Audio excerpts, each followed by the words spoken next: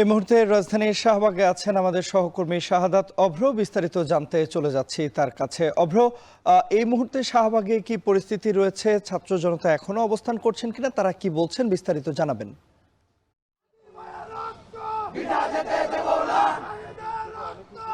শরীফ ওসমান হাদির যেই মৃত্যু সংবাদ সেটি শোনার পরপরই কিন্তু হচ্ছে বাংলাদেশের নানা জায়গায় এই শাহবাগের মতোই কিন্তু হচ্ছে উত্তপ্ত হয়ে ওঠে।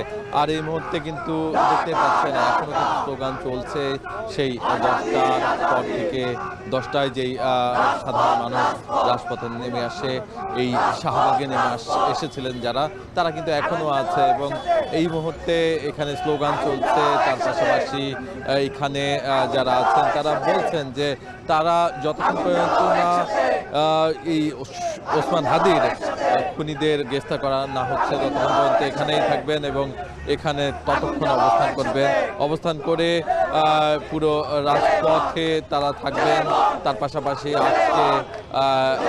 আজকে ঠিক জুমার নামাজের পরপর কিন্তু হচ্ছে বলা হয়েছে যে জুমার নামাজের পরপরই একটি আগ্রাসন বিরোধী যে সমাবেশ সেটি কিন্তু এখানে হবে এবং সারা বাংলাদেশের মানুষ যারা কিনা মুক্তিকামী মানুষ তাদেরকে কিন্তু এখানে আসার আহ্বান জানানো হয়েছে। সেই গতকাল রাত 10টা থেকে যেই স্লোগান এখানে শুরু হয়েছিল ওসমান হাদির সমর্থনে, ওসমান হাদির নামে যেই স্লোগান শুরু হয়েছে, এখনো কিন্তু হচ্ছে সেই স্লোগান চলছে। আর তাদের প্রত্যেকেরই কিন্তু দাবি জানিয়েছেন তারা যে কোনো মূল্যেই হোক তাদের এই যে ওসমান হাদি তার যেই খুনি তাকে অবিলম্বে গ্রেফতার করতে হবে। আর যেহেতু এখনো পর্যন্ত খুনিকে গ্রেফতার করতে পারেনি, বলা হচ্ছে নানা সূত্রে জানা যাচ্ছে যে তিনি চলে গেছেন বাংলাদেশের বাইরে, ভারতে পালিয়ে গেছেন। সেই ক্ষেত্রে কিন্তু সরকারকেই দায় দেওয়া হচ্ছে, সরকারকেই বলা হচ্ছে যে এই যে কোনো মূল্যেই হোক তাকে বাংলাদেশে ফিরিয়ে এনে শাস্তির আওতায় নিয়ে আসতে হবে। এবং তার পাশাপাশি এখানে যারা উপস্থিত আছেন তারা কিন্তু বলছেন যে আগামী কালকের মধ্যে যদি এই যে এই খুনিদের ধরে গ্রেফতার না করা হয় বা সরকার গ্রেফতার না করতে পারে, সেক্ষেত্রে স্বরাষ্ট্র উপদেষ্টাকে পদত্যাগ করতে হবে। আপনি জানেন যে গত শুক্রবার, আজ থেকে এক সপ্তাহ হলো, গত শুক্রবার ঠিক 2:24 তার উপরে গুলির ঘটনা ঘটে।